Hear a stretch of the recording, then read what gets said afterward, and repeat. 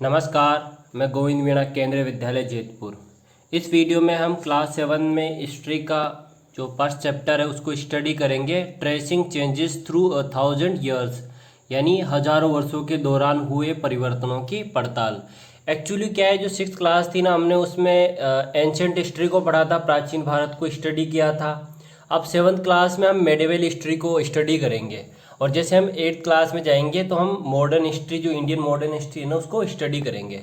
तो ये जो फर्स्ट चैप्टर है हिस्ट्री का, हमारा जो सेवन्थ क्लास का जो फर्स्ट चैप्टर है ना, इसमें हजारों वर्षों के दौरान हुए परिवर्तनों की पड़ताल करेंगे। यानी कि जो मेडिवल इंडिया था, मध्यकालीन जो भारत था, तो उसमें कौन कौन से जो टॉपिक हमारे होंगे, कौन कौन से चैप्टर हमारे होंगे, उसका एक जो ब्रीफ इंट्रोडक्शन इस चैप्टर के थ्रू हम देखेंगे। जो फर्स्ट चैप्टर है ना हमारा, उसके थ्रू हम देखेंगे। तो देखो, इस चैप्टर में हमारे जो टॉपिक होंगे, वो पहला टॉपिक होगा न्यू एंड ओल्ड टर्मिनोलॉजीज, यानी जो नई और जो पुरानी शब्दावलियाँ हैं उनके बारे में देखेंगे। उसके बाद हम हिस्टोरियंस एंड देयर सोर्सेज, जो इतिहासकार होते हैं वो किस तरीके से हिस्ट्री जो होती है उसको स्टडी करते हैं, उसको राइट करते हैं, लिखते हैं, और उनके सोर्सेज क्या क्या होते हैं, क्या क्या उनके स्रोत होते हैं।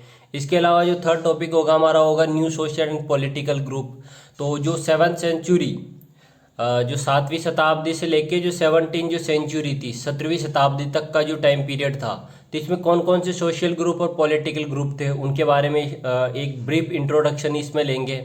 इसके अलावा जो फोर्थ टॉपिक होगा हमारा, रीजन्स एंड एम्पायर। भारत के जो डिफरेंट डिफरेंट रीजन है, जो इंडियन सब कॉन्टिनेंट है, इसके जो डिफरेंट डिफरेंट रीजन है, इसमें कौन कौन से एम्पायर थे। जैसे साउथ में चोल था, नॉर्थ में मुगल था, तो इसके बारे में हम ब्रीफ इंट्रोडक्शन देखेंगे।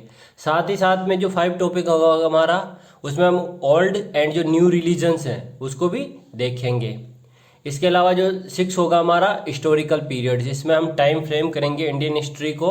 तो इसमें 2 टाइप से होगा, एक ब्रिटिश जो हिस्टोरियन थे उन्होंने किस तरीके से किया, और इंडियन जो मॉडर्न हिस्टोरियन थे उन्होंने किस तरीके से किया।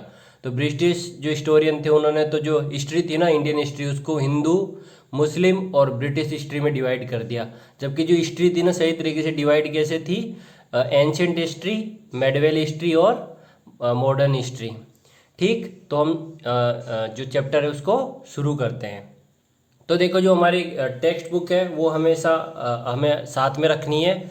साथ ही साथ में जो वीडियो उसको पॉज करके, और जो वीडियो में जो डिस्क्रिप्शन लिखा है उसको भी पढ़ लेना है। तो देखो, जो पहला पेज है हमारी टेक्स्ट बुक का, उसमें सबसे पहले 2 मैप है। ये वाला सेकंड मैप है, और ये वाला फर्स्ट मैप है। तो इसमें 2 मैप हैं। तो देखो, सबसे पहले तो जो जान लेते हैं कि कार्टोग्राफर क्या होता है। तो कार्टोग्राफर वो होता है जो मैप को बनाता है, यानी जो मैप होते हैं ना, ज्योग्राफिकल मैप, उनको बनाने वाले जो होता है उसको क्या बोलते हैं, कार्टोग्राफर। और जिस साइंस में या जिस सब्जेक्ट में जो कार्टोग्राफी है, या जो ड्राइंग, जो मैप की जो स्टडी होती है, उसको कहा जाता है कार्टोग्राफी। ठीक, तो ये हमारा कार्टोग्राफी हो गई। अब देखो, आज से जो 12वीं शताब्दी थी, 1154 का जो समय था, तो इसमें एक जो अरब के ज्योग्राफर थे जिनका नाम था अल इदरीस, तो उन्होंने पहली बार जो वर्ल्ड था ना उसका मैप बनाया था। किसका? वर्ल्ड का मैप। तो इस तरीके का मैप बनाया था उन्होंने, जो कि उन्होंने इमेजिनाइजेशन के आधार पे, अपनी कल्पना के आधार पे, और जहाँ जहाँ पे उन्होंने विजिट किया उसके आधार पे बनाया। लेकिन जो अल इदरीस ने जो मैप बनाया था, तो उसमें कई सारी खामियां थी। जैसे कि उन्होंने क्या किया, जैसे इंडिया है तो इंडिया का जो साउथ इंडिया है, साउथ इंडिया को तो उन्होंने नॉर्थ इंडिया में दिखा दिया, जबकि नॉर्थ इंडिया को उन्होंने कहाँ पे दिखा दिया, साउथ इंडिया में। साथ ही साथ में जो श्रीलंका हमारे साउथ में है, यानी इंडिया जो है इंडिया के साउथ में, उसको भी इंडिया के नॉर्थ में दिखाया। तो जो शुरुआत में जो फर्स्ट मैप बना था ना, वर्ल्ड मैप, तो उसमें जो इंडिया का जो मैप दिखाया गया था अल इदरीस के द्वारा, उसमें कई सारी कमियां थी। हालांकि वो उनका बहुत बेहतरीन और फर्स्ट, जो कहते हैं ना, पहला प्रयास था जब वर्ल्ड का मैप बनाया गया। किसके द्वारा? अल इदरीसी के द्वारा। अब देखो, इसके बाद जो फ्रेंच कार्टोग्राफर थे, जिन्होंने 1720 में एक फिर से नया इंडियन सब कॉन्टिनेंट का मैप बनाया, यानी भारत का मैप बनाया, जो कि वर्तमान का जो भारत का मैप है, जो प्रेजेंट का जो इंडियन मैप है ना, उससे काफ़ी समानता रखता है। देखो, बिल्कुल इसी तरीके का जो आज का मैप है वो है। तो जो लगभग 600 साल बाद में जब जो फ्रेंच कार्टोग्राफर थे उन्होंने इंडियन सब कॉन्टिनेंट का मैप बनाया, तो मैप सही तरीके से डिजाइन हुआ। तो देखो क्या होता है, जब भी जो हिस्टोरियन होते हैं तो किसी भी डॉक्यूमेंट्स को या मैप को या फिर जो टेक्स्ट में जो लिखित मिलता है, जिसका एविडेंस मिलता है, तो उसको सेंसिटिव तरीके से ही मतलब उसको कंसीडर करते हैं और जो हिस्ट्री है ना उसका सही अंदाजा लगाते हैं। तो ये जो दो मैप थे ना, मैं इनसे ये जानकर देखो, ये जो दोनों मैप दिखाने का मतलब ये है कि ये जो मैप था ना ये प्रॉपर मैप नहीं था, जबकि ये जो दूसरा मैप है ना ये काफ़ी हद तक प्रॉपर मैप था। तो जो हिस्टोरियन है ना वो दोनों मैप को स्टडी करता है, लेकिन जो प्रॉपर चीज़ थी या जो प्रॉपर हिस्ट्री थी उस समय की उसको सामने लेके आता है। तो ये हमारा ये हुआ। अब देखो यहाँ पे जो जब यहाँ पे एक वर्ड आया है इंडियन सब कॉन्टिनेंट, जो फ्रेंच कार्टोग्राफर थे उन्होंने कौन सा मैप बनाया, इंडियन सब कॉन्टिनेंट। तो इंडियन सब कॉन्टिनेंट को समझ लेते हैं। तो देखो जो सब कॉन्टिनेंट का मतलब होता है उप महाद्वीप, कॉन्टिनेंट का मतलब होता है महाद्वीप, तो सब कॉन्टिनेंट का मतलब होगा उप महाद्वीप। तो देखो जो साउथ एशिया है ना, साउथ एशिया में जैसे पाकिस्तान हो गया, भारत हो गया, बांग्लादेश हो गया, नेपाल हो गया और भूटान हो गया। तो ये जो सारे देश है ना साउथ एशिया में, इनकी जो ज्योग्राफिकल सिचुएशन है ना उसके आधार पे ये क्या है, बाकी एशिया से डिसकनेक्टेड है, यानी कि कनेक्टेड नहीं है। जैसे कि ये वाला पार्ट है, इसमें तो हिमालयन रीजन है, यानी जो हिमालय है वो माउंटेन रेंज है, जबकि जो इस तरफ है बे ऑफ बंगाल, नीचे इंडियन ओशन है, और ये वाला जो रीजन है इसमें है अरेबियन सी। तो इससे क्या है, जो बाकी एशिया और जो बाकी दूसरे कंट्रीज है उससे हम डिसकनेक्टेड है। तो ये जो पूरा रीजन है ना जिसमें पाकिस्तान, भारत, श्रीलंका, नेपाल, भूटान और बांग्लादेश, ये जो देश है ना इनको कहा जाता है इंडियन सब कॉन्टिनेंट। एक्चुअली क्या है, इनको इंडियन सब कॉन्टिनेंट इसलिए कहा जाता है कि इनकी जो ज्योग्राफिकल लोकेशन है साउथ एशिया में उसका एक कॉमन हिस्ट्री है, उसकी क्या है, साझा इतिहास है, या फिर एक प्रकार से जो इनकी हिस्ट्री है ना लगभग एक जैसी है, चाहे वो रिलीजियस हो, चाहे वो सोशल हो, चाहे वो इकोनॉमिक हो, चाहे पॉलिटिकल हो। तो जो इनकी हिस्ट्री है ना वो लगभग एक जैसी है, यानी कि जो पाकिस्तान में हिस्ट्री पढ़ाई जाती है ना वो हिस्ट्री हम इंडिया में भी पढ़ते हैं, जो हिस्ट्री नेपाल में पढ़ाई जाती है वही हम इंडिया में भी पढ़ते हैं। तो इसको इंडियन सब कॉन्टिनेंट कहा जाता है। जबकि इनकी जो नेबरिंग कंट्री हो, अफगानिस्तान, ईरान, चाइना और म्यांमार है, जैसे म्यांमार यहाँ पे है, ये चाइना है, ये यहाँ पे अफगानिस्तान है और ये ईरान है। तो ये सब कॉन्टिनेंट हुआ।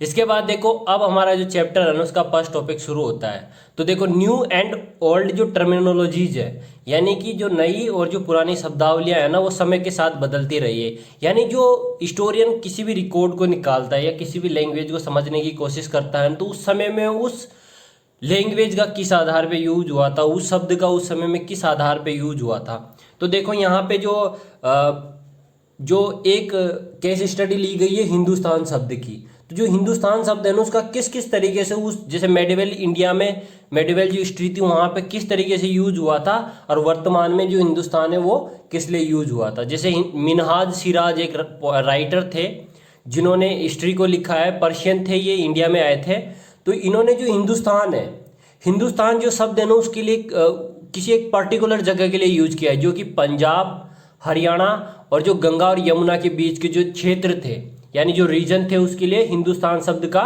प्रयोग किया है। जैसे इस मैप में देखिए आप, जो ये गंगा यमुना का जो रीजन है ये वाला, और ये पंजाब हरियाणा का जो रीजन है, तो इसके लिए जो मिनहाज सिराज थे ना उन्होंने सिर्फ इस रीजन के लिए क्या यूज किया था, हिंदुस्तान शब्द का प्रयोग। यानी कि उन्होंने ना तो किसी जाति के लिए किया, ना किसी मजहब के लिए यानी धर्म के लिए किया, सिर्फ वो किसके लिए किया, एक पर्टिकुलर रीजन के लिए, ठीक, यानी क्षेत्र के लिए। इसके अलावा उन्होंने ये कहा कि जिस जिस क्षेत्र पर जो दिल्ली सुल्तान है, यानी जो दिल्ली सल्तनत के जो शासक हैं, जो रूलर है दिल्ली सुल्तान, वो जहाँ जहाँ तक डोमिनेट करते हैं, वो जनरली जो दिल्ली सल्तनत थी ना, दिल्ली सल्तनत की जो टेरिटरी थी ना वो पंजाब, हरियाणा और जो गंगा यमुना के जो दोआब थे, बेसिन थे, यहीं तक जो दिल्ली सल्तनत थी ना उसकी टेरिटरी हुआ करती थी जब मिनहाज सिराज आए थे, ठीक। तो उन्होंने जो हिंदुस्तान है ना इस शब्द के लिए यूज किया। यानी देखो हिंदुस्तान का जो रूलर था ना वो मुस्लिम शासक थे, जबकि यहाँ पे जो रहने वाले लोग थे वो डिफरेंट कम्युनिटी जो रिलीजन के थे, लेकिन वो किसी एक पर्टिकुलर रिलीजन के लिए हिंदुस्तान शब्द का यूज नहीं हुआ। किसके लिए हुआ, सिर्फ पंजाब और हरियाणा और यहाँ के जो क्षेत्र थे उनके लिए इस शब्द का प्रयोग किया गया। लेकिन मैं आपको एक चीज़ बता देता हूँ, जो साउथ इंडिया है ना उसके लिए कभी भी जो मिनहाज सिराज थे ना उन्होंने हिंदुस्तान शब्द का प्रयोग नहीं किया।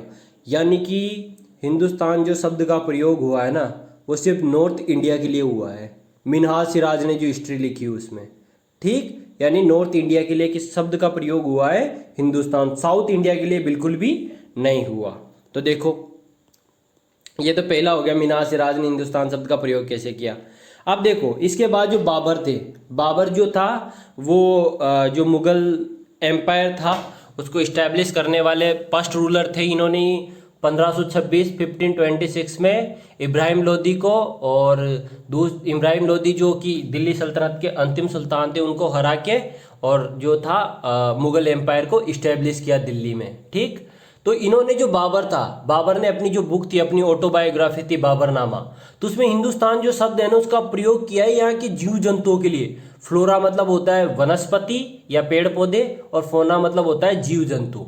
तो बाबर ने तो हिंदुस्तान जो शब्द है ना उसका प्रयोग यहाँ के जो भारत के जो जीव जंतु है ना उसके लिए किया है। यानी देखो मिन्हाज सिराज तो कह रहे हैं कि गंगा यमुना और पंजाब हरियाणा का जो पूरा लैंड है ना वो हिंदुस्तान है, जबकि उनसे लगभग 200 साल बाद में जो बाबर है ना, 150-200 साल बाद में बाबर कह रहा है कि यहाँ की जो फ्लोरा और जो फोना है, यहाँ की वनस्पति और जो जीव जंतु और जो पेड़ पौधे हैं ना वो है हिंदुस्तान।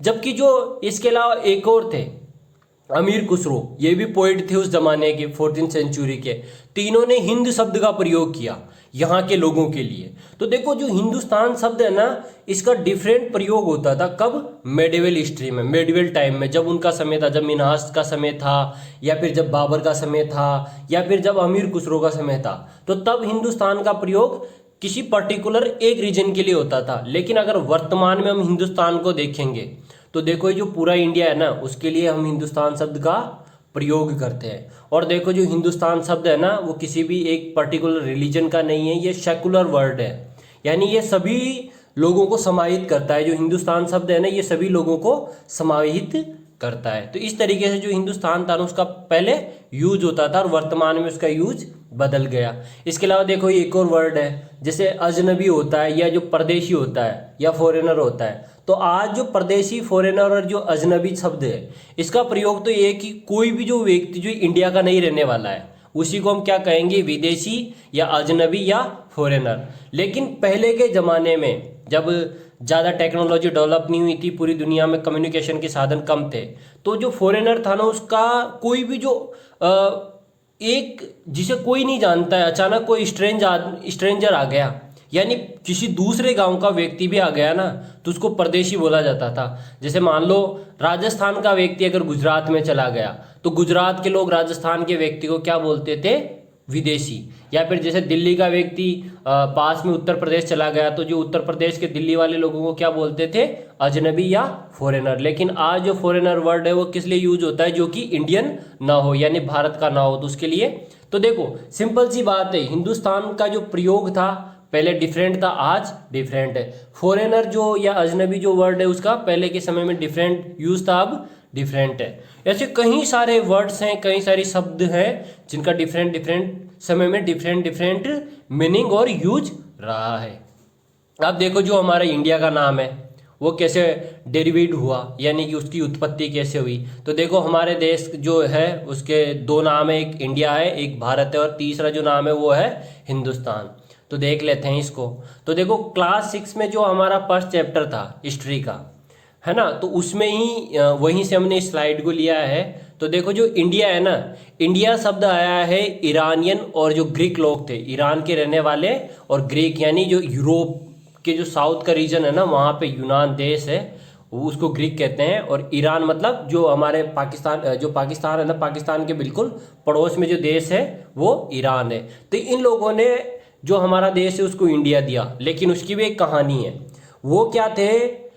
जो आई वर्ड है ना उसको नहीं बोल पाते थे, सॉरी, जो एस वर्ड है ना, एस वर्ड उसको नहीं बोल पाते थे, ठीक। यानी जो स था ना उसको वो नहीं बोल पाते थे। जो स शब्द था ना या एस शब्द था उसको क्या बोलते थे? आई या ह, ठीक।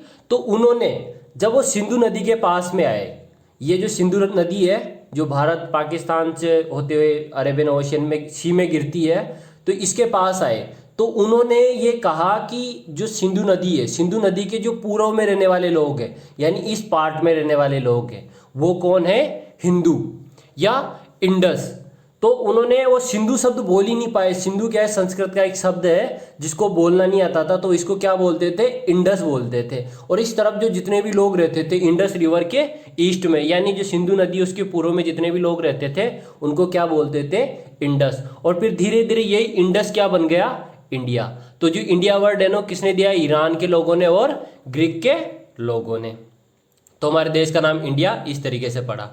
फिर इसके बाद जो भारत है, भारत कैसे पड़ा हमारे देश का नाम, तो हाँ जो ऋग्वेद है, हमारे 4 वेद हैं, ऋग्वेद, अथर्ववेद, सामवेद और यजुर्वेद। तो सबसे जो पुराना वेद है ना वो ऋग्वेद है। तो ऋग्वेद में ही से जो भारत शब्द निकला है, यानी कि जो भारत शब्द है ना, जो भारत जो यूज किया गया है वो भी इस पर्टिकुलर रीजन के लिए यूज किया गया था, लेकिन वर्तमान में ये पूरे इंडिया के लिए यूज किया जाता है भारत। तो इस तरीके से भारत शब्द निकला। जबकि जो हिंदुस्तान है, हिंदुस्तान को अभी हमने देखा ना, जैसे हिंदुस्तान को अभी हमने देखा कि मीनार सिराज ने तो जो हिंदुस्तान है ना वो किसको कहा, पंजाब, हरियाणा और जो गंगा और यमुना जो नदी के जो क्षेत्र है जहाँ पे दिल्ली सल्तनत का जो रूलर था है ना, सुल्तान जो था वो शासन करता था, उसको वो हिंदुस्तान बोला। किसने, मीनार सिराज ने। जबकि बाबर ने तो यहाँ पे वनस्पति और जो जीव जंतु रहते थे ना ये इस जगह पे, उसको क्या बोला, हिंदुस्तान। जबकि हमीर खुसरो थे, उन्होंने इस क्षेत्र को क्या कहा, हिंद कहा। तो सिर्फ पर्टिकुलर नॉर्थ इंडिया के लिए ये शब्द यूज हुआ, लेकिन फिर बाद में धीरे धीरे जो पूरा इंडिया है ना उसको हिंदुस्तान कहा जाने लगा। ठीक, इसके बाद देखो जो सेकंड टॉपिक है हमारा वो है हिस्टोरियंस एंड देयर सोर्सेज। जो इतिहासकार होते हैं या जो इतिहास के जानकार होते हैं, स्कॉलर होते हैं, वो किस तरीके से हिस्ट्री को स्टडी करते हैं, उसको फिर राइट करते हैं और फिर लोगों को समझाते हैं। साथ में कौन कौन से जो सोर्सेज होते हैं जिससे उनको हिस्ट्री के बारे में जानकारी मिलती है, स्रोत जो होते हैं। तो देखो जनरली जो सोर्स ऑफ हिस्ट्री है वो 2 टाइप के होते हैं, एक आर्कोलॉजिकल होते हैं और दूसरे होते हैं लिटरेरी। आर्कोलॉजिकल को हिंदी में कहा जाता है पुरातात्विक स्रोत, जबकि जो लिटरेरी उनको कहा जाता है साहित्यिक स्रोत। तो आर्कोलॉजिकल भी 2 टाइप के आर्कोलॉजिकल जो है ना उसमें हिस्टोरिकल बिल्डिंग्स है, जैसे कि मान लो उस समय में कोई बड़ा सा फोर्ट हो या जो किला जिसे कहते हैं, या फिर उस समय के कोइंस हो है ना, या फिर कोई इंस्क्रिप्शन हो, तो इनको ये जो जितने भी है ना इनको किस में शामिल किया जाता है, आर्कोलॉजिकल एविडेंस में। या फिर उस समय के जो पोर्ट्स हैं उनको इसमें शामिल करते हैं। जैसे हमने 6th क्लास का जो फर्स्ट चैप्टर था ना उसमें भी सेम यही था, हिस्टोरियन एंड देयर सोर्सेज। तो ये बिल्कुल वही है ना, यानी जो आर्कोलॉजिकल जो एविडेंस। अब देखो लिटरेरी जो एविडेंस है, साहित्यिक जो एविडेंस है, तो 2 टाइप के होते हैं, एक होते हैं रिलीजियस बुक्स और एक होती है नॉन रिलीजियस बुक्स। जैसे रिलीजियस बुक्स में हो सकती है हिंदू रिलीजन की बुक्स, जैसे महाभारत और रामायण है। जैसे मुस्लिम रिलीजन है उसकी कुरान है, या फिर जैसे बुद्धिस्ट रिलीजन है या जैन रिलीजन है उनकी भी अपनी अपनी जो बुक्स होती है ना उनकी रिलीजन की, उसको कहा जाता है रिलीजियस बुक या रिलीजन बुक। जबकि जो नॉन रिलीजन बुक है वो भी क्या बताती है, उस समय की हिस्ट्री। यानी कि जो जितने भी एविडेंस है, चाहे वो रिलीजियस बुक हो, नॉन रिलीजियस बुक हो, हिस्टोरिकल बिल्डिंग हो, इंस्क्रिप्शन हो, कॉइन्स हो, ये क्या बताते हैं, उस समय की पॉलिटिकल सिचुएशन, उस समय की इकोनॉमिक सिचुएशन, उस समय की सोशल सिचुएशन, उस समय का कल्चर, उस समय की फूड हैबिट, उस समय की सारी चीज़ें, ये जो एविडेंस होते हैं ना वो हिस्टोरियन को बताते हैं। साथ में हम भी उसके बारे में, हिस्ट्री के बारे में इन्हीं सोर्सेज से जानते हैं। तो हिस्टोरियन जो है ना उनके सोर्सेज हो गए।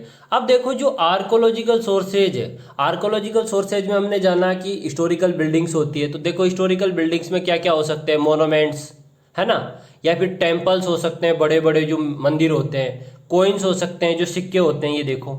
इसके अलावा जो टॉम्ब्स, देखो जो टॉम्ब्स होती हैं इनको हिंदी में कहा जाता है मकबरा। का क्या कहा जाता है, मकबरा। तो देखो किसी व्यक्ति की जब मृत्यु हो जाती थी, इस्लाम मान्यता के अनुसार, जो इस्लाम रिलीजन है उसकी मान्यता के अनुसार, यदि किसी व्यक्ति की मृत्यु हो जाती है और उसको जब दफन कर दिया जाता है, यानी उसको जब जमीन में गाड़ दिया जाता है उसके शरीर को, तो उसके ऊपर जो मोनूमेंट बनाया जाता है, जो बिल्डिंग बनाई जाती है, उसको कहा जाता है टॉम्ब, या क्या कहा जाता है, मकबरा। तो देखो भारत में जो सबसे बेहतरीन मकबरा है ना वो हुमायूं का मकबरा है। दुनिया का ही सबसे बेहतरीन मकबरा है ये हुमायूं का मकबरा। हुमायूं की जो पत्नी थी उन्होंने इसको बनवाया था।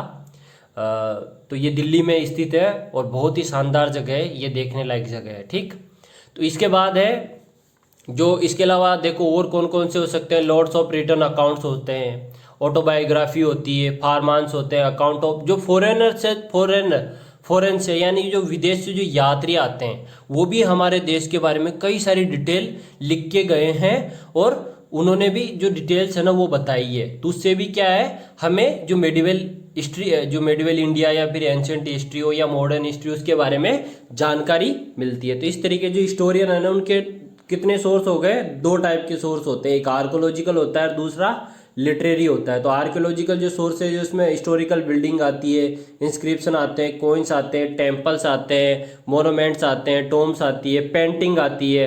जबकि लिटरेरी सोर्स में क्या क्या आता है, एक तो रिलीजियस बुक्स आती है और दूसरी नॉन रिलीजियस बुक्स आती है। इन्हीं के आधार पे जो हिस्टोरियन है ना वो क्या लिखते हैं, हिस्ट्री को लिखते हैं या हिस्ट्री को समझते हैं। ठीक, अब देखो जो पेपर जो है, कागज जो है, तो देखो जो कागज सबसे पहले अगर इसकी हिस्ट्री देखें तो जो चाइना था ना, चाइना, वहाँ पे इसको इन्वेंट किया गया था आज से 2000 साल पहले, यानी कि 105 एनो डोमिनी का जो समय था एडी, तब चाइना में इसको इन्वेंटेड किया गया। फिर 8th सेंचुरी में जो पेपर है ये इस्लामिक वर्ल्ड में गया। इस्लामिक जो वर्ल्ड है, देखो ये जो इसमें मैप ही नहीं है, वर्ल्ड मैप, देखो जो इस्लामिक वर्ल्ड है ना उसमें सारे अरेबिक कंट्रीज है ना, या फिर जो दूसरे, हाँ देखते हैं इसमें मैप नहीं है, तो ये वाला जो पूरा रीजन है इधर वेस्ट एशिया और मिडिल ईस्ट और जो वेस्ट एशिया में जो देश है ना सारे क्या कहलाते हैं, इस्लामिक वर्ल्ड, जिसमें आता है सऊदी अरब आता है, इराक आता है, ईरान आता है, इजिप्ट आता है, सीरिया आता है, लेबनान आता है, अफगानिस्तान आता है, तजाकिस्तान आता है, तुर्कमेनिस्तान आता है। तो ये जो जितने भी देश है ना, पाकिस्तान हुआ, तो ये क्या है, इस्लामिक वर्ल्ड कहा जाता है। इनको क्या कहा जाता है, इस्लामिक वर्ल्ड। तो फिर जो 8th सेंचुरी थी ना, तो जो कागज था ना कहाँ पे गया, इस्लामिक वर्ल्ड में, और उसी समय में ये इंडिया में भी इंट्रोड्यूस हुआ। लेकिन फिर भी क्या था कि उस समय में जो कागज था ना उसका आविष्कार तो हो चुका था, लेकिन उसके बनाने की जो अच्छी तकनीक थी ना वो नहीं आई। फिर 11th सेंचुरी में जो कागज इन्हें कहाँ पे गया, यूरोप में गया। और फिर जब ये यूरोप में गया तो यूरोप में कागज बनाने की मिलें बनी, जो मिल्स होती है ना, जो फैक्ट्रीज होती है वो इस्टेब्लिश हुई। और फिर यूरोप से ही जो कागज है ना वापस दोबारा इंडिया में आया। हालांकि इंडिया में 18th और जो 7th सेंचुरी, 8वीं जो 7वीं शताब्दी थी ना, तब इंडिया में कागज आ चुका था। लेकिन सही तरीके से जो कागज था नहीं इंडिया में 14th सेंचुरी में आया। तो देखो यहाँ पे दो केस स्टडी दे रखी है कि 13वीं शताब्दी में कोई व्यक्ति होता है तो कागज नहीं होते हैं, तो जो अपनी किताब होती है ना उसको भी वो धोकर, जो पांडुलिपि मैन्यूस्क्रिप्ट होती है उसको भी धोकर कागज को सुखाकर वापस यूज करता है। जबकि जो 14th सेंचुरी आती है, एक सदी बाद ही, तो कागज मार्केट में महंगा नहीं रहता है। तो हिस्ट्री ऑफ पेपर हो गई। ठीक, यानी जो कागज जो है वो कैसे दुनिया से इंडिया में आया। इसके बाद देखो इसमें एक और आर्काइव वर्ड आया था। तो देखो आर्काइव कुछ भी नहीं होती है, एक ऐसी जगह होती है जहाँ पे डॉक्यूमेंट्स और जो मैन्यूस्क्रिप्ट्स होती है उनको स्टोर किया जाता है, ताकि फ्यूचर में उनका हम यूज कर सकें, प्रेजेंट में उनका यूज कर सकें। जैसे अगले साल आपका जो फर्स्ट चैप्टर है हिस्ट्री का, तो उसमें ये वाले मोन्यूमेंट आएगा आपका पहले चैप्टर में, इसका नाम है the national archive of India. ये जो नेशनल आर्काइव ऑफ इंडिया थी ना, इसको कलकत्ता में 11 मार्च 1891 में इस्टेब्लिश किया था। और 1920 का समय था, 1920 का, तब इसको दिल्ली में शिफ्ट किया था। ठीक, तो ये अगले साल 8 में आएगा आपका। लेकिन जैसे आर्काइव शब्द आया है ना, तो इसके हिसाब से मैंने आपको यहाँ पे ये ऐड कर दिया। इसके अलावा देखो मिनिएचर क्या होते हैं। तो देखो मिनिएचर छोटे चित्र होते हैं, यानी मिनिएचर पेंटिंग होती है, जब बहुत ही शानदार तरीके से, बहुत ही खूबसूरत तरीके से किसी मैन्यूस्क्रिप्ट जो होती है उसको डिज़ाइन किया जाता है, उसकी पेंटिंग की जाती है और उसको छोटे छोटे उसकी पेंटिंग बनाई जाती है, तो उसको कहा जाता है मिनिएचर। मिनिएचर या फिर लघु चित्र भी कहते हैं इसको, हिंदी में कहते हैं लघु चित्र। तो जो लघु चित्र कला थी, ये जो मेडिवल हिस्ट्री थी, जो मध्यकालीन भारत था, उसमें काफ़ी फेमस आर्ट थी मिनिएचर। ठीक, इसके बाद देखो हमारा जो थर्ड टॉपिक है वो है new social and political group. तो देखो जो हम सबको पता है कि हम 7th क्लास में कौन सी हिस्ट्री पढ़ रहे हैं, मेडिवल हिस्ट्री, यानी मध्यकालीन भारत हम 7th क्लास में पढ़ रहे हैं। तो देखो जो 700 AD से लेके 1750 AD तक का जो टाइम पीरियड है, 700 ईस्वी से लेके 1750 ईस्वी का जो समय है उसको कहा जाता है मेडिवल हिस्ट्री या मध्यकालीन भारत। तो इसके दौरान कौन कौन से सोशल ग्रुप आए या कौन कौन से पॉलिटिकल ग्रुप आए तो उसको हम स्टडी करेंगे। तो देखो पूरे इंडिया में डिफरेंट डिफरेंट जगह में डिफरेंट डिफरेंट ग्रुप थे, है ना।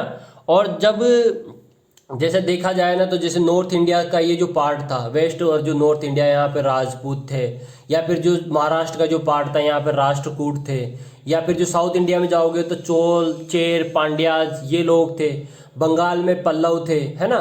या फिर इसके अलावा दूसरे परमार भी थे, कई सारी डायनेस्टीज थी जो कि इस समय में थी। उसके बाद जब थोड़ा आगे जाएंगे तो दिल्ली सल्तनत आई, तो दिल्ली सल्तनत में टोटल 5 डायनेस्टीज आई, 5 वंश आए। जो सबसे पहले गुलाम था, फिर खिलजी आया, फिर तुगलक आया, फिर लोधी आया, है ना।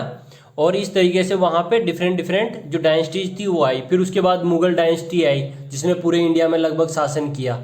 तो ये जो सोशल ग्रुप और जो पॉलिटिकल पावर थी ना वो जो आई उसको हम इसमें देखेंगे। तो देखो इसके साथ ही देखो जब ये बाहर से जो डिफरेंट डिफरेंट जो ग्रुप आए तो अपने साथ में नई नई टेक्नोलॉजीज भी लेके आए। कहाँ पे? इंडिया के अंदर। तो जैसे इरिगेशन या एग्रीकल्चर में भी वो अच्छी अच्छी टेक्नोलॉजी लेके आए। जैसे कि जो पर्शियन थे वो व्हील लेके आए, यानी कि जो चड़स होता है ना, चड़स, इसको चड़स बोलते हैं या रहट बोलते हैं। तो इसमें क्या होते हैं, ऐसे ऐसे इसमें ये होते हैं, बाल्टी नुमा आकार होता है इसका। तो इसको जब घुमाते हैं ना बेल की सहायता से, तो जब घूमता है ना तो ये कुएं में से पानी आसानी से निकाल लेता है। तो इससे क्या होता है, सिंचाई करने में दिक्कत नहीं होती, इरिगेशन करने में प्रॉब्लम नहीं होती। इसके अलावा वो स्पाइनिंग व्हील लेके आए, जिससे क्या होता था कि भारत में जो वीविंग का काम, वीविंग का मतलब होता है जो कपड़े की बुनाई की जाती है, जो कपड़े बनाए जाते हैं, तो उसको कहा जाता है वीविंग या बुनाई। तो उसके लिए स्पाइनिंग व्हील लेके आए, तो उससे भी क्या काम आसान हुआ। साथ ही साथ में जो फायर आर्म्स इन कॉम्बैट, तोपें भी जो होती है ना, जो टैंक थे, जो तोप थी, उनको भी लेके कौन आए, पर्शियन लोग इंडिया में। इसके अलावा जो ट्रेवलर थे या जो ट्रेडर्स थे या जो एक्सप्लोर करने वाले जो लोग थे वो भी इंडिया के अंदर कहाँ से आए, बाहर से आए। और अपने साथ कई सारी टेक्नोलॉजी लेके आए, अपने साथ कई सारी नॉलेज लेके आए। साथ ही साथ में इंडिया से जब वापस गए तो इंडिया की भी नॉलेज लेके गए, इंडिया से भी जो टेक्नोलॉजी थी उसको वापस लेके गए। जैसे जो जीरो था ना, जीरो का आविष्कार भारत में किया गया था। तो जब ये जीरो भारत में था तो इसको बाहर लेके कौन गए, ये जो ट्रेवलर थे ना जो इंडिया में आए, ये जो अरेबियन वर्ल्ड के जो लोग थे या इस्लामिक वर्ल्ड के जो लोग थे, ये इंडिया से जीरो को अरेबियन कंट्रीज में लेके गए। फिर अरेबियन से ये जीरो था वो कहाँ पे गया, यूरोप में गया। ठीक, तो इसके बाद देखो जैसे साथ साथ में जी बाहर के जो लोग आए थे इंडिया में, तो देखो ये सिर्फ टेक्नोलॉजी या नॉलेज ही नहीं लेके आए, ये विभिन्न प्रकार की जो फसलें थी, जो क्रॉप थी या जो फार्मिंग थी, फार्मिंग पैटर्न थे, वो भी हमारे सब कॉन्टिनेंट में लेके आए। जैसे पोटैटोज ये भी बाहर से आया था, कॉर्न बाहर से आया था, चिल्लीज जो है वो बाहर से आया है, टी जो है वो बाहर से आई, कॉफी जो है वो बाहर से आई है। देखो ये जितनी भी चीज़ें हैं ना, इनके सबके एक एक चैप्टर हैं, उसको हम और ज़्यादा डिटेल से वहाँ पे देखेंगे हर चैप्टर में जाके। ये जो चैप्टर है ना, ये फर्स्ट जो हमारा चैप्टर है, इसमें हम एक ब्रीफ हिस्ट्री देखेंगे पूरे जो मेडिवल इंडिया है ना उसकी हिस्ट्री में कौन कौन से टॉपिक हम स्टडी करेंगे। इसके अलावा देखो जो राजपूत थे, तो देखो जो सिक्स्थ जो सेंचुरी थी, सिक्स्थ और जो फिफ्थ और जो सिक्स्थ सेंचुरी थी, तो जब इंडिया में गुप्त एम्पायर, जो गुप्त वंश था, जब उसका डिक्लाइन होता है, उसकी समाप्ति होती है, तो भारत में जो नॉर्थ इंडिया है, ये इस पे पर्टिकुलर ये ग्रुप, राजस्थान, मध्य प्रदेश, गुजरात, उत्तर प्रदेश, पंजाब, हरियाणा का जो क्षेत्र है, यहाँ पे कई छोटे छोटे वॉरियर जो ग्रुप है ना, वो क्या करते हैं, अपने किंगडम इस्टेब्लिश करते हैं। तो इन्हीं को क्या कहा गया है, राजपूत कहा गया है। एक प्रकार से ये जो ग्रुप ऑफ वॉरियर था, और मैं आपको बात बता दूं, राजपूत कोई कास्ट नहीं है, राजपूत एक कम्युनिटी है जिसमें कई सारी कास्ट हैं जो कि अपने आप को क्षत्रिय बताती है, अपना जो क्षत्रिय स्टेटस है ना उसको बताती है। एक प्रकार से जो राजपूत है ना, सन ऑफ रूलर है, इसका जो मतलब है ना, राजपुत्र का मतलब सन ऑफ रूलर, यानी कि कोई भी जाति का व्यक्ति वो रूल करता हो किसी किंगडम में तो वो क्या कहलाएगा, राजपूत कहलाएगा। तो जैसा कि इसमें हमारा जो 6 या 7 चैप्टर है उसमें बताया गया है कि जो ट्राइबल लोग थे उन्होंने गोंड में अपनी जो छत्तीसगढ़ और जो झारखंड का रीजन है गोंड ट्राइबल, उसने वहाँ पे किंगडम इस्टेब्लिश किया। तो जो गोंड ट्राइब थी वो भी अपने आप को क्षत्रिय राजपूत कहती थी। इसी तरीके से असम में भी जो ट्राइबल लोग थे उन्होंने एक किंगडम इस्टेब्लिश किया अहोम ट्राइब ने, तो वो भी अपने आप को राजपूत कहती थी। इसके अलावा कई सारी दूसरी जो कास्ट थी वो लोअर कास्ट से भी थी, यानी नीची जातियों से भी थी। तो उन्होंने भी अपने किंगडम इस्टेब्लिश किए ना, तो उन्होंने भी अपने आप को क्या कहा उस समय में, क्षत्रिय कहा। तो जो क्षत्रिय था ना उस समय पे क्या था, एक वॉरियर ग्रुप था, लेकिन वर्तमान में ये एक कास्ट बन के रह गया है, यानी एक कम्युनिटी है। ठीक, तो इस तरीके से हम राजपूत के बारे में भी मेडिवल हिस्ट्री में जानेंगे। इसके अलावा जो मराठा थे महाराष्ट्र में आए, सिख थे वो जो पंजाब में आए, जो जाट थे वो हरियाणा और पश्चिमी उत्तर प्रदेश में आए, अहोम जो थे वो आए असम में। इसके अलावा जो कायस्थ थे वो आए जो मध्य उत्तर प्रदेश और जो साउथ उत्तर प्रदेश और मध्य प्रदेश का जो रीजन है वहाँ पे आए। तो इनके बारे में भी हम जो आने वाले जो चैप्टर है उनमें स्टडी करेंगे। तो ये जो न्यू सोशल और जो पॉलिटिकल ग्रुप थे ना उसको हम आने वाले चैप्टर में जानेंगे। इसमें सिर्फ एक प्रकार से बैकग्राउंड दिया गया है। इसके बाद देखो जो न्यू सोशल और जो पॉलिटिकल ग्रुप थे उसमें कास्ट सिस्टम भी काफ़ी स्ट्रॉन्ग होता गया समय के साथ। जो 7th सेंचुरी थी ना, 7वीं शताब्दी, उसके बाद जो कास्ट सिस्टम था ना वो काफ़ी पावरफुल होता गया। जैसे जो नए पॉलिटिकल ग्रुप और जो सोशल ग्रुप थे उसमें सबसे जो टॉप ऑर्डर में थे वो ब्राह्मण थे, जो कि पृष्ठ जो होते हैं ना, जो पुजारी थे, जो वर्शिप का काम करते थे, है ना, तो वो सबसे टॉप में होते थे। सेकंड नंबर पे क्षत्रिय आते थे। ये जो कास्ट सिस्टम है ना वो हिंदू रिलीजन के अंदर है। ठीक, तो जो सेकंड नंबर पे आते हैं ना वो आते थे क्षत्रिय, जो कि किंग या रूलर या वॉरियर जो होते थे वो होते थे।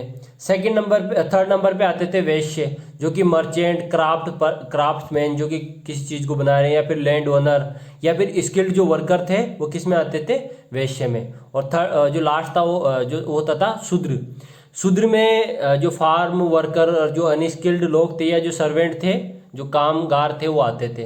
और लास्ट में आता था अनटचेबल, जिनको मतलब एक प्रकार से काफ़ी जो अमानवीय स्थितियों में रखा जाता था और उनके साथ बहुत बदसलूकी का व्यवहार किया जाता था। तो इस तरीके से मिडवेल इंडिया है, यानी जो मध्यकालीन भारत है, उसमें कास्ट सिस्टम आ गया था। और देखो ये जो कास्ट सिस्टम था ना, इसके सभी जातियों की सब कास्ट भी थी, यानी जो जाति होती थी ना इनकी भी क्या क्या होती थी, छोटी छोटी जातियां होती थी। जैसे अगर कोई क्षत्रिय है या वो राजपूत है तो राजपूत के अंदर भी डिफरेंट डिफरेंट सब कास्ट थी। कोई ब्राह्मण है तो ब्राह्मण के अंदर भी डिफरेंट डिफरेंट सब कास्ट थी, है ना। कोई शूद्र है तो शूद्र के अंदर भी डिफरेंट डिफरेंट सब कास्ट है। और जो सभी कास्ट और जो सब कास्ट थी उनके अपने नियम कायदे होते थे, रूल रेगुलेशन होते थे, और उन्हीं को फॉलो करते थे।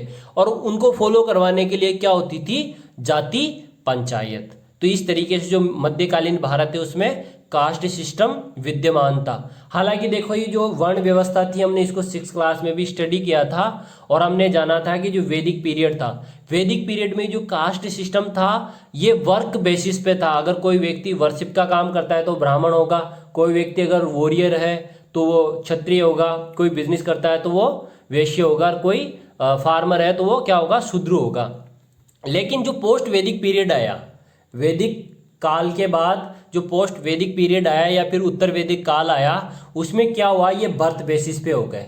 शुरुआत में तो क्या थे, ये वर्क बेसिस पे, लेकिन ये बाद में क्या हो गए, बर्थ बेसिस पे। यानी ब्राह्मण का बेटा ब्राह्मण बनेगा, क्षत्रिय का बेटा क्षत्रिय, वैश्य का बेटा वैश्य, और शूद्र का बेटा शूद्र बनेगा। यानी कि अब ये किसके बेसिस पे हो गया, बर्थ बेसिस पे। और मध्यकालीन भारत में भी ये स्थिति वैसी की वैसी बनी रही, और कास्ट सिस्टम और भी ज़्यादा स्ट्रांग हुए।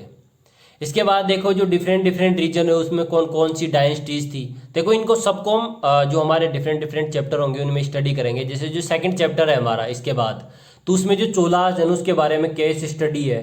तो देखो ये जो चोलाज रीजन है, तो जो चोल थे ना, चोल साउथ इंडिया में जो तमिलनाडु में कावेरी और जो कृष्णा के बीच का जो डेल्टा है, जो रीजन है, उसमें चोलों ने अपनी जो डायनेस्टी है ना, अपना जो वंश था उसको इस्टेब्लिश किया। इसके अलावा जो तुगलक वंश था, ये जो दिल्ली है, दिल्ली जो सल्तनत थी उसमें इन्होंने अपनी जो डायनेस्टी अपने उसको काफ़ी पावरफुल किया, और भारत के बहुत बड़े जो रीजन थे ना, क्षेत्र थे, वहाँ पे अपना आधिपत्य स्थापित किया।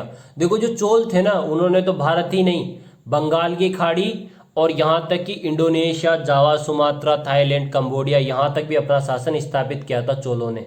जबकि जो तुगलक थे ना, तुगलकों ने जो नॉर्थ इंडिया था, साथ ही साथ में इंडिया के कई जो साउथ इंडिया थे उनके भी कई सारे पार्ट में उन्होंने अपना कब्जा स्थापित किया।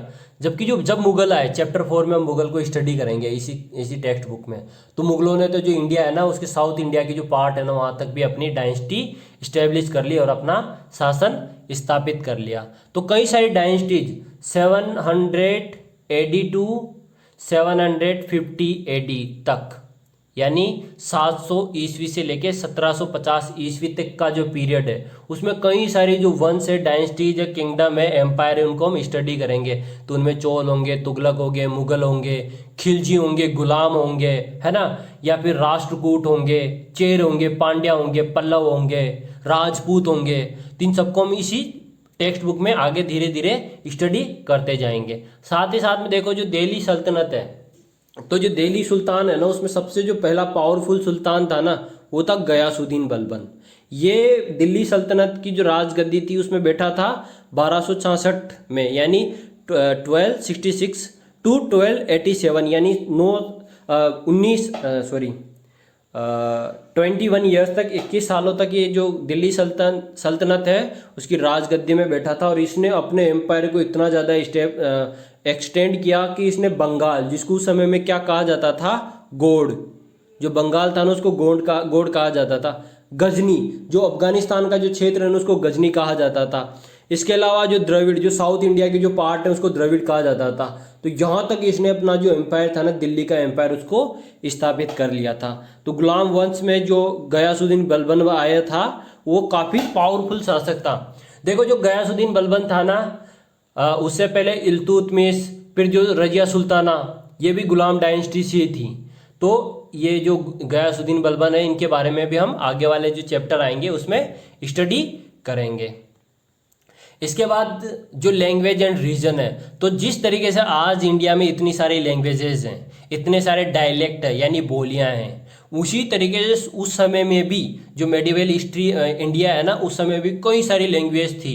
तो इसके बारे में जो अमीर खुसरो थे, वो एक पोइट है, तो वो लिखते हैं कि जो सिंधी लैंग्वेज बोली जाती थी, लाहौरी बोली जाती थी। जैसे इंडिया का मैप है, ये इंडिया का मैप है ना, तो ये इंडियन सब कॉन्टिनेंट का, तो जो सिंधी लैंग्वेज है ना आज के पाकिस्तान में, वेस्ट राजस्थान में और गुजरात, जो उत्तर पश्चिम जो गुजरात है उसमें बोली जाती थी सिंधी लैंग्वेज उस समय में। लाहौरी बोली जाती थी पाकिस्तान में, जो आज का लाहौर है उसके क्षेत्र में। कश्मीरी कश्मीर में बोली जाती थी। इसके अलावा जो ये द्वार समुद्री जो है ये कर्नाटक में बोली जाती थी। तेलंगानी जो लैंग्वेज जो आंध्र प्रदेश में बोली जाती थी। गुजरी जो लैंग्वेज वो बोली जाती थी गुजरात में, है ना। इसके अलावा जो महाबरी जो लैंग्वेज है, महाबरी, ये तमिलनाडु में बोली जाती थी। गोड़ी लैंग्वेज बंगाल में बोली जाती थी। अवधी जो है वो उत्तर प्रदेश में बोली जाती थी। और हिंदी जो है ना वो दिल्ली के आसपास बोली जाती थी। हिंदी भी जो लैंग्वेज वो कहाँ बोली जाती थी, दिल्ली के आसपास में। तो जो हमीर खुसरो है ना वो कहते हैं कि उस समय में भी कई सारी लैंग्वेज इंडिया जो है सब कॉन्टिनेंट है हमारा, उसमें बोली जाती थी। जबकि जो हमीर खुसरो है वो लिखते हैं कि जो संस्कृत लैंग्वेज है ना, इसको जो ऑर्डिनरी लोग थे, जो सामान्य लोग थे, जो आम जनता थी, वो नहीं बोलती थी। इसको सिर्फ जो हाई क्लास जो लोग थे वही बोलते थे। जैसे जो ब्राह्मण लोग थे ना, या जो ब्राह्मण जो कम्युनिटी से बिलोंग करते थे, जो वर्शिप का काम करते थे, पुजारी थे, वही सिर्फ संस्कृत जो लैंग्वेज उसका प्रयोग करते थे। तो देखो इंडिया के जो डिफरेंट रीजन थे उसमें डिफरेंट लैंग्वेज उस समय में भी बोली जाती थी। और देखो उस समय के जो शासक थे, जो रूलर थे, उन्होंने भी ये जो डिफरेंट लैंग्वेज थी ना इनका सम्मान किया। और आज हमारा जो इंडियन कॉन्स्टिट्यूशन है ना ये भी इनको उतनी ही वैल्यू देता है जितना उस समय में इनको वैल्यू दी गई थी। इसके बाद ओल्ड एंड जो न्यू रिलीजन है, तो देखो जो चैप्टर 8 होगा हमारा वो रिलीजन के बारे में ही है। तो देखो भारत में ऑलरेडी हिंदुइज्म, जैनिज्म और बुद्धिज्म पुराने रिलीजन थे।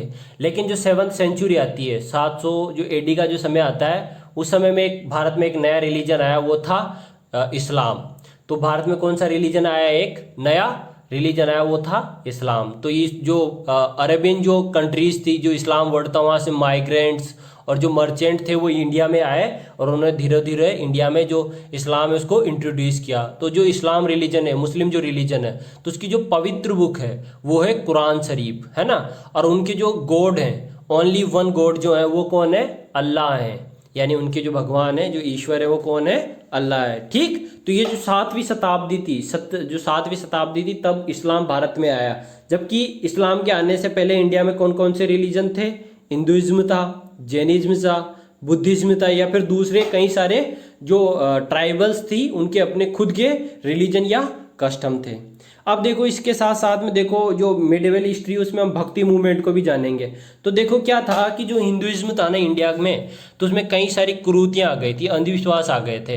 तो जो मध्यकालीन भारत है उसमें 7वीं शताब्दी से लेके जो 15वीं शताब्दी है, 7th सेंचुरी से लेके जो 15th सेंचुरी का जो पीरियड है, उसमें एक मूवमेंट चला, वो था भक्ति मूवमेंट। यानी जो हिंदुइज्म था ना उसमें रिफॉर्म हुए, यानी कि एक प्रकार से जो पुरोहित वर्ग था या फिर एक प्रकार से जो ब्राह्मण वर्ग था, जो पुजारी वर्ग था, वो एक प्रकार से मीडिएटर का काम करता था। किसके बीच में?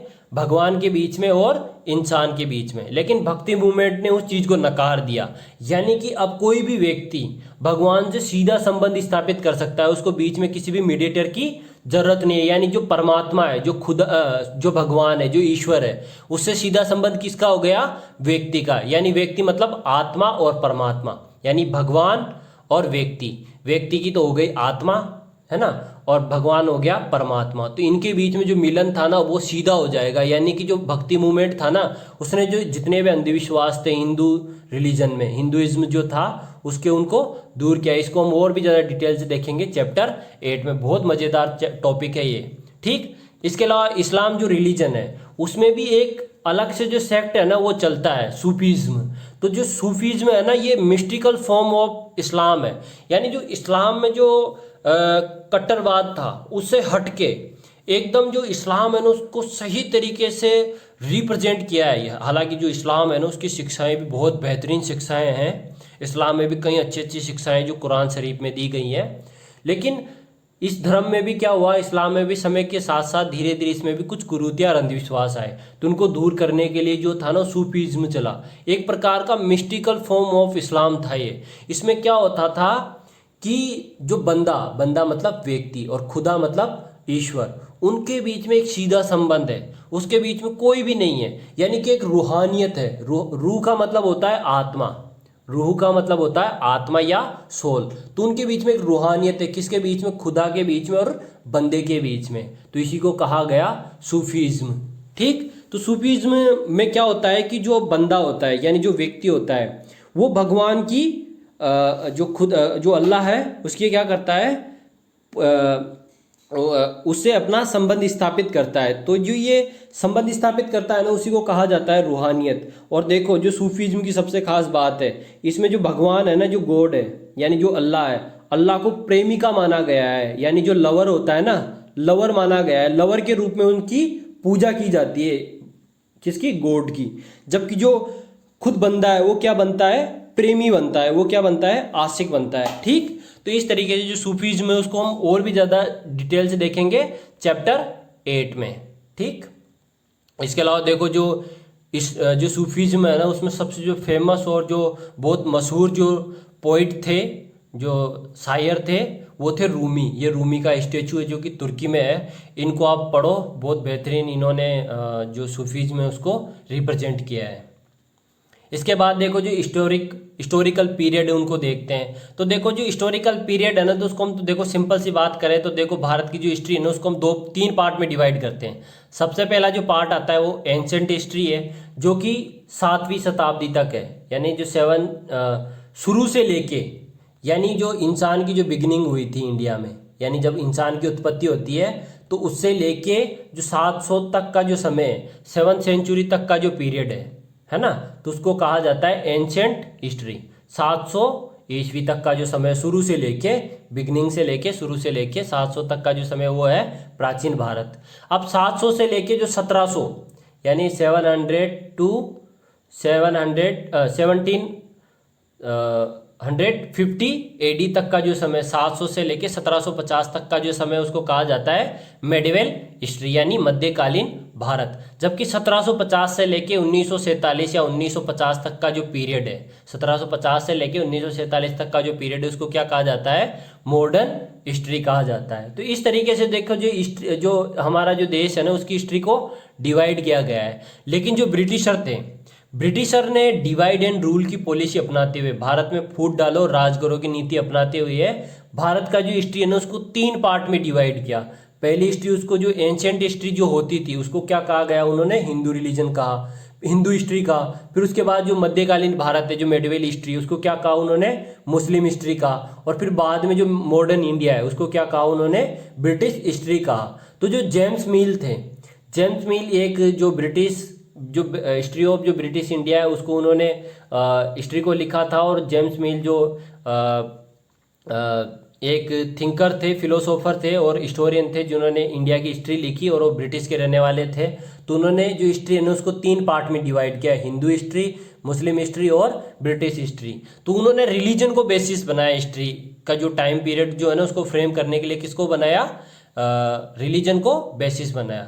पर सही तरीके से देखा जाए तो जो इंडियन हिस्ट्री है उसको हम 3 पार्ट में डिवाइड करेंगे, एंशिएंट हिस्ट्री जो कि हमने 6th क्लास में पढ़ ली है, मेडिवल हिस्ट्री जिसको हम 7th क्लास में पढ़ेंगे, और मॉडर्न हिस्ट्री जब हम 8th क्लास में जाएंगे। यानी 700 AD से पहले का जो समय, 700 AD से पहले का जो समय है वो तो है एंशिएंट हिस्ट्री। जो 700 से लेके 1750 तक, 700 AD टू 1750 AD तक का जो टाइम पीरियड है वो है मेडिवल हिस्ट्री। और उसके बाद का 1750 के बाद का जो टाइम पीरियड है वो है मॉडर्न हिस्ट्री। तो ये हमारा हिस्टोरिकल पीरियड भी हो गया। तो इस तरीके से जो हमारा चैप्टर था वो कंप्लीट हो गया। अब चैप्टर का हम रिवीजन कर लेते हैं। तो देखो सबसे पहले चैप्टर में हमने कार्टोग्राफर और जो कार्टोग्राफी उसको जाना। तो जी इसमें पहला जो वर्ल्ड मैप था वो अल इदरिस के द्वारा बनाया गया और उसमें इंडिया को कैसे दिखाया गया उल्टा और गलत तरीके से, तो उसको हमने जाना। उसके बाद जो सेकंड इंडिया का इंडियन सब कॉन्टिनेंट है उसका मैप बनाया था फ्रेंच के कार्टोग्राफर ने 1720 में, तो उसने काफ़ी एक्यूरेट बनाया, इसको जाना। इसके बाद हमने सब कॉन्टिनेंट को जाना कि इंडियन सब कॉन्टिनेंट क्या है। तो इंडिया आज का, श्रीलंका, बांग्लादेश, नेपाल, भूटान और जो पाकिस्तान है आज का, तो ये जो रीजन है ना ये क्या है, नेचुरल बैरियर है इनके। जैसे इस तरफ तो हिमालय है और जो साउथ रीजन है ना उसमें माउंटेन है और इस तरफ डेजर्ट है। तो ये जो पूरा रीजन है ना ज्योग्राफिकल बैरियर के कारण अलग थलग है, तो इस कारण इसको इंडियन सब कॉन्टिनेंट या साउथ एशिया में उपमहाद्वीप बोलते हैं। इसके बाद हमने न्यू एंड ओल्ड टर्मिनोलॉजीज को जाना। तो हमने जो हिंदुस्तान है उस शब्द को समझा। तो जो मिन्हाज सिराज थे उन्होंने हिंदुस्तान शब्द किसके लिए यूज किया था, पंजाब और आज का हरियाणा और जो गंगा और यमुना के बीच का जो लैंड है उसके लिए उन्होंने हिंदुस्तान शब्द का प्रयोग किया था। यानी कि ये जो क्षेत्र है इसमें कौन राज करता था, दिल्ली का जो सुल्तान था ना, जिस जिस जगह पे राज करता था वो क्या था उस समय, हिंदुस्तान था। यानी कि जहाँ पे दिल्ली सल्तनत जो उसका जो सुल्तान था वो जो शासन करता था उसको क्या कहा जाता था, हिंदुस्तान कहा जाता था। लेकिन ये जो हिंदुस्तान शब्द है ना कभी भी साउथ इंडिया के लिए यूज नहीं किया गया उस जमाने में। इसके बाद जो बाबर थे, बाबर ने अपनी जो ऑटोबायोग्राफी है बाबरनामा, तो उसमें हिंदुस्तान किसके लिए यूज किया है, यहाँ की जीव जंतु और वनस्पति के लिए, फ्लोरा एंड फोना के लिए। जबकि जो हमीर खुसरो है उसने हिंद शब्द का प्रयोग किया है इस क्षेत्र के लिए। जबकि आज अगर हम हिंदुस्तान शब्द का यूज देखें तो जो इंडिया है ना, पूरा इंडिया, उसके लिए ज्योग्राफिकल आइडिया है पूरा, यानी पूरे इंडिया के लिए जो हिंदुस्तान शब्द है उसका प्रयोग किया जाता है। दूसरा हमने जो फॉरेनर और अजनबी शब्द को जाना। इसके बाद हमने जो इंडिया की उत्पत्ति, जो भारत हमारा देश का नाम है उसको कैसे उसका ओरिजिन हुआ तो उसको जाना। तो इंडिया जो वर्ड है वो किसने दिया, ईरानियन और ग्रीक ने। इसके बाद जो भारत है वो कहाँ से आया, तो वो ऋग्वेद से आया है ना हमारे देश का नाम। इसके बाद हिंदुस्तान का हमने देख ही लिया था। इसके बाद जो हमारा सेकंड टॉपिक था होता है हिस्टोरियन और उनके सोर्सेस। तो 2 टाइप के सोर्स थे, आर्कियोलॉजिकल और लिटरेरी सोर्स। इसके बाद हमने जो पेपर, जो कागज़ की हिस्ट्री को जाना, कैसे चाइना से इन्वेंट होकर 14th सेंचुरी में इंडिया में आया। इसके बाद हमने जो आर्काइव था, नेशनल आर्काइव ऑफ इंडिया, इसको जाना। मिनिएचर को जाना, है ना।